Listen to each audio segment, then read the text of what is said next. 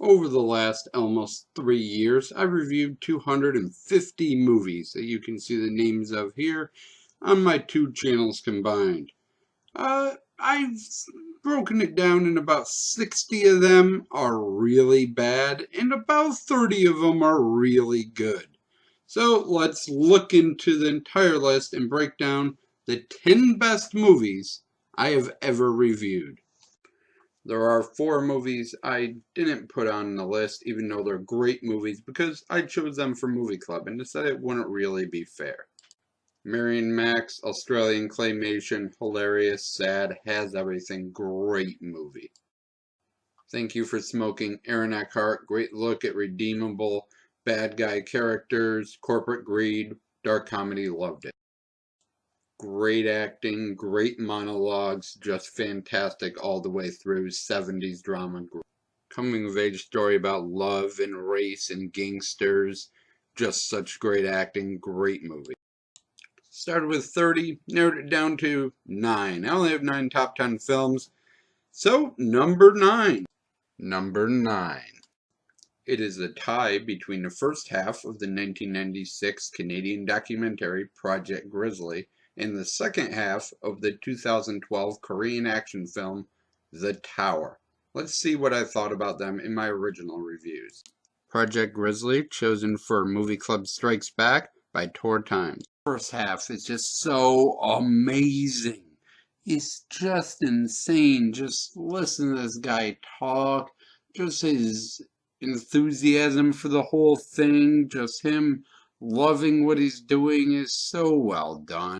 The Tower, randomly found on Netflix for my alternate channel.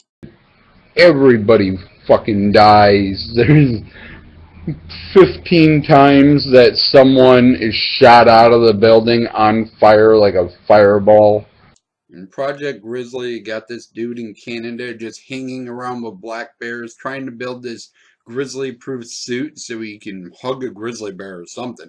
Who cares what his plan is? He's just so insane and has these friends beat him with sticks and run him over with trucks, and just his excitement is contagious and gets you so into the movie. And then you have The Tower with just explosions and craziness and non-stop action. Once the second half starts, there is no more storyline, just insanity non-stop. Both movies are so exciting. They're exciting in different ways, but they're both so enjoyable. Number 8. The 2011 drama Surrogate Valentine, starring Go Nakamura. Randomly found on Netflix for my alternate channel. It's a nice little change of pace to sit, relax a little bit, watch a nice calm movie. This movie is about a musician named Go Nakamura who plays himself and is hired to teach an actor how to play guitar for a movie role. He finds out the movie is written by a friend of his and is about one of his past relationships. There's a lot going on in this movie, but it's spread out and calm and makes you wonder what's coming around the corner with his music career, with his love life, with the actor's career. And there's a lot of stories, but they all fit together so well with great acting and great music since they hired an actual musician for the role. Number 7. The 2008 web miniseries Dr. Horrible's Sing-Along Blog. And it's a great movie. And that's about all there is to say. Just about everyone who's ever reviewed a movie online has reviewed this movie, so there's not a lot new I can say, but it plays really well with the cliches of normal movie making, with a lot of normal movie characters, who's good guy, who's bad guy, the lovable bad guy stuff. Yeah, it's all done in this movie. It's all done really well. It's really funny and really enjoyable. Really. Number 6. The 2014 teen romance The Fault in Our Stars. It's really touching, really well done. Laura Dern needs to be in more movies. She was fantastic in this. This is pure love story, lots of emotion, and it has teenagers in it, which usually makes a lot of grown-worthy moments, but they're actually likable in this. and you actually care for these kids. Normally, in every other movie, when you see Ansel Elgort's character, you just want to smash the dude's head in because he's a cocky bastard. But in this movie, it fits and it's well done. Laura Dern, like I said in a little preview there, is the highlight of this movie. She's so good. William Dafoe's in this too. Uh, Shailene Woodley, everyone just as good. You can tell they love the material so much, and it really makes them give great performances. Number 5, the 1978 horror movie Long Weekend. I reviewed this as part of the 31 horror movies I reviewed in October of 2014. This movie takes a different look at horror films because the main characters are outright bad people and you just want them to die. It's not like a slasher flick where it's just fun to root for the killer to cut up co-eds. These are downright bad people and Mother Nature is out to kill them and you want her to succeed. They're almost literally sat down and told, stop fucking up or you're going to die, and they still fuck up. In the relationship between them, the build-up is done really well. Just a fantastic movie in my opinion, and I really enjoyed watching this. One of the best, well, the best I watched during the 31 movies I reviewed last October. Number 4, the 1939 classic Gone with the Wind, chosen for Movie Club Strikes Back through guest selector Tricia Hirschberger. Yeah, you should have watched it by now. It's a classic. I hadn't. Sorry. So, yeah, it's a classic. As me from the past said, you probably should have seen it already. But it is really good. There's a reason why it's a classic.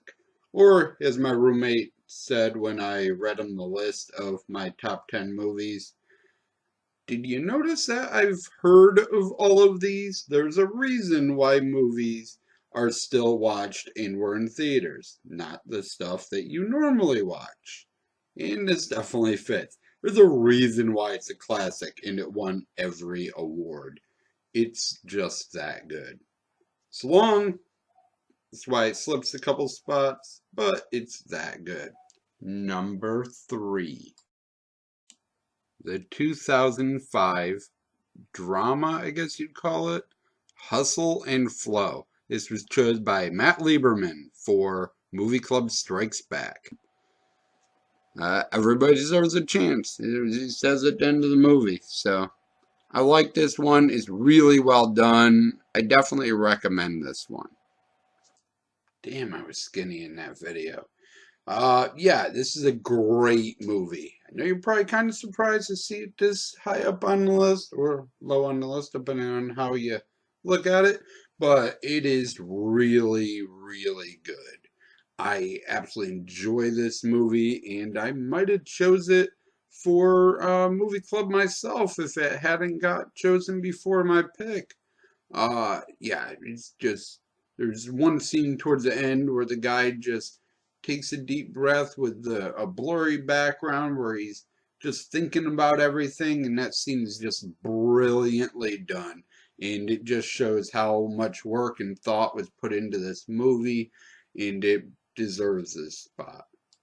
Number 2, the 2011 French drama Intouchables, chosen for Philly D Movie Club. I recommend it. Watch it. There's a reason why it's so well liked and so well rated and has such a good reputation. A rich quadriplegic hires a guy fresh out of jail just looking to cash a welfare check and have someone sign his name that he interviewed for a job. But he gets hired to be this guy's nurse, and they form this fantastic friendship, and they have no pity for each other's situation, and they can just be friends and talk about whatever they want to talk about and form this great relationship together that makes both their lives better. And it's really well done. Great acting, looks fantastic, and it's really funny also. Before we get to number one, I have three honorable mentions, or more accurately, three films that I unjustly removed from the list because of their vague similarities to other movies on the list. Rebecca from 1940, thriller bordering on horror movie, fantastic acting, one of my favorite Alfred Hitchcock movies. Cold Prey, Norwegian slasher flick, takes about 40 minutes till the kills start, but then they're really good. And then The Page Turner is a French revenge movie about a young girl who had her dreams of being a concert pianist destroyed and seeks revenge on the woman who did it. And the number one movie I have reviewed out of my 250 reviews is the 1998 drama American History X gets the number one spot.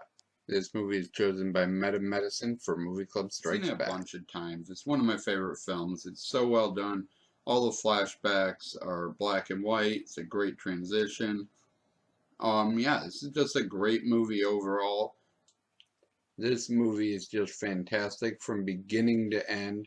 It focuses around a family and in their involvement in the neo-Nazi movement in the city, and it's just terrific.